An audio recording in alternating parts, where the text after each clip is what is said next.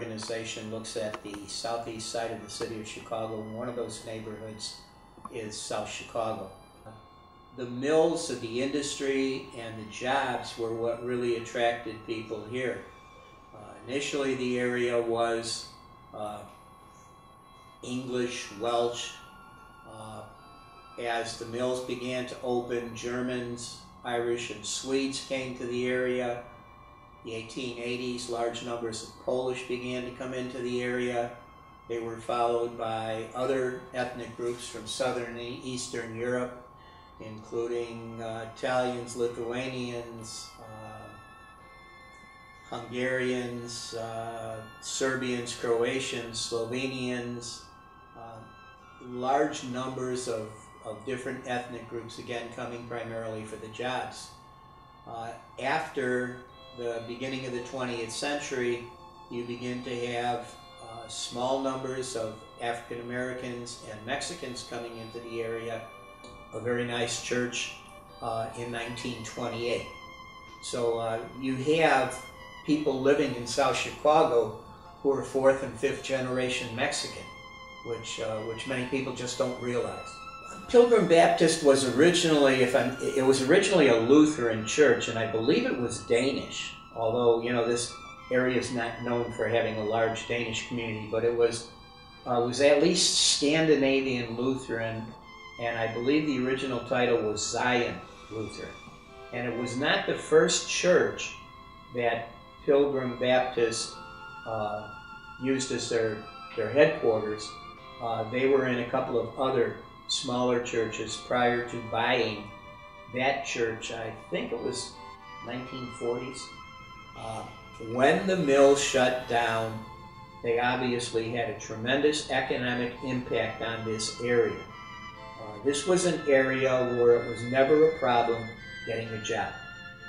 And you didn't have to have a higher education to get a job. But those days are over. And as a result, the economic impact on the neighborhood was very severe. Yes, my name is Hilliard Hudson. I'm the pastor of Pilgrim Baptist Church of South Chicago. I've been the pastor here for 27 years. This church is a very unique church in as much where out of a 94-year history, I am the 5th pastor, which speaks very good in regards of the timetable and continuity of pastors serving here. I am also the 2nd longest serving pastor in this church.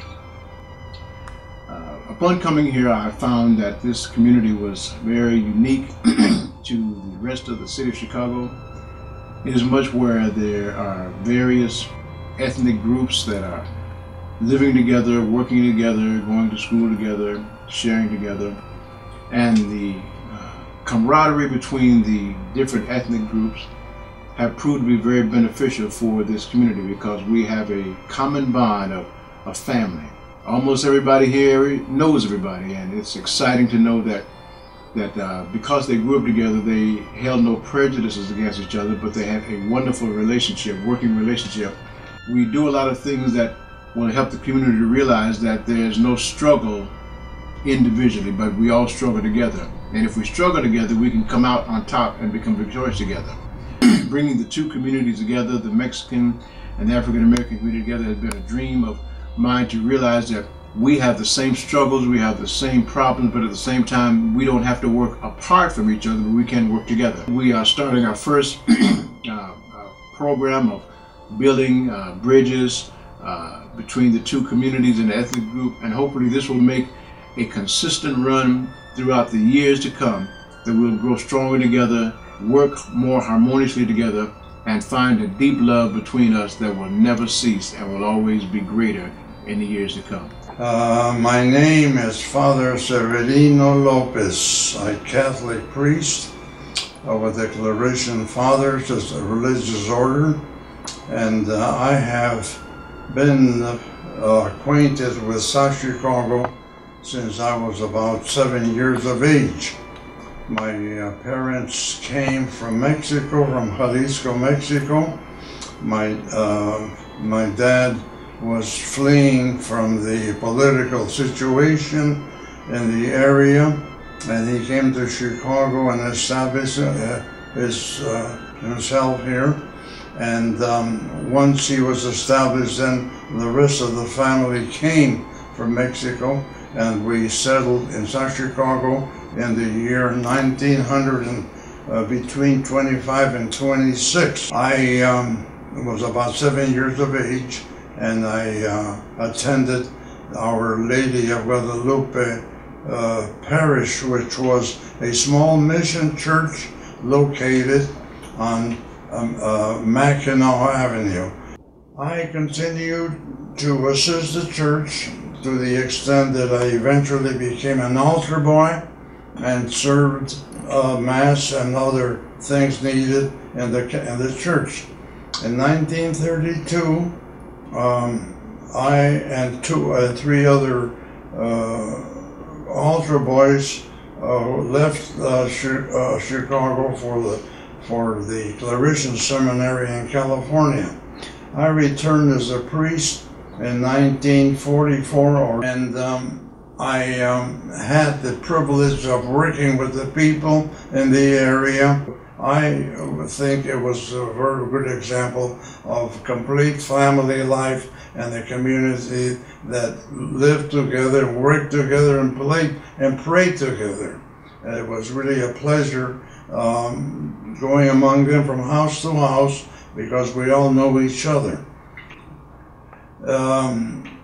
This spirit continued until the steel mills closed down and people began to migrate looking for a better housing, for better opportunities to make a living. I came to South Chicago when I was 8 years old. I was born in a little town called Staunton, Tennessee.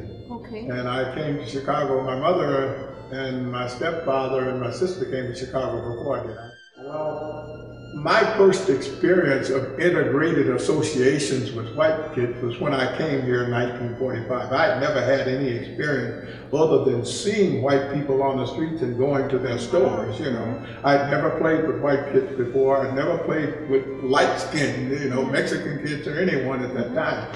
So it was a total new experience for me because of the fact that I was sitting next to white kids in the classroom, or Mexican sitting next to another ethnic group other than that, and it was fascinating to me. I mean, at one time, as far as, I guess, we as black measured our importance as how well we got along with the other races. The black and Latino relationship was, at that time, in that time of period, was excellent. I still have Mexican friends as old as I am now that is very close. I mean, we still maintain a relationship. Church got its name from the church. It was a Reverend Bird that had a church there, and he donated that to the Missionary Society, and they made it into a community center. I came to this country as an immigrant in 1973, where I started working as a waitress at a restaurant. I later then started working at Jay's Potato Company, where I lasted for several years. I became a resident thanks to the support of an organization in the community, and then later was able to become a citizen. I want to recognize and thank Martin Luther King's Scholarship Fund that provided my brother in Guatemala an opportunity to go to college and receive his degree in industrial engineering at the Instituto Técnico Magantango in Guatemala. I started volunteering for CTU because they were able to help me in my case, and I want to continue to help others just as I have been helped. It is important that we continue to support one another in our community. We were a mixed community, and as I can remember, we had Hispanic people, Jewish people, Polish people, and African American. And everybody got along real well together. We lived around each other, and we learned some of their ways of living, and I guess they learned some of our ways of living. South Chicago was just a community where we really didn't have to go outside to do anything. We had the Gaiety Theater, the Gaiety Ice Cream Shop, which is in Lansing now, and we had the commercial show, we had the Fannie Mae's candy store, South Chicago Bank, Steel City Bank. So you see, we didn't really have to go outside of South Chicago. Okay, and the chambers of commerce back in those days were family oriented, I think. You know, they were concerned about the families here.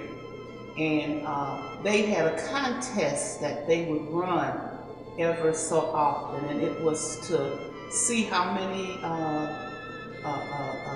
children that different families had. And my mother had 17 children, and the Castros had about, and I may be wrong, about 19 or 20 children. Anyway, it was always every year, whichever family had the most children, they would win a prize, and the Castros always beat my parents out. And that went on for a while, and I can't remember when they stopped, but I guess they stopped when our parents stopped having, you know, children. On our block, our family was the only Hispanic family on the block, and we were, I grew up with predominantly African American neighbors, which, you know, when you're a kid, you don't see color, you don't differentiate, you know, you don't separate the color. And growing up, my best friends were African American. To this day, my best friend still remains to be African American. My high school years were, that's when a little bit started changing. You know, different ages, you start separating. You start growing into adulthood, I guess you want to say it. But the closeness with the African American community didn't separate at all. As far as myself, there was no separation. There was no unequalness, I guess. We are still close. Till this day, we're still close.